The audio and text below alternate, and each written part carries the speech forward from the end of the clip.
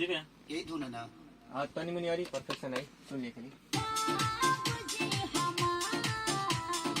ये पापी जगिए हाथ के ममतनिया ले जगावा तानी धानिया कोला चाल ढारे हायत कोहे सोमा जी भइल होई सिवाला बापो भीड़ बारिया। हे प्राण प्रिय जगिए हाथ के गलतनिया ले जगावा तानी धानिया हो कल जल धारी हाया जब पहिला सोमार ए जी भइल होई शिवाला भीड़ बारियार।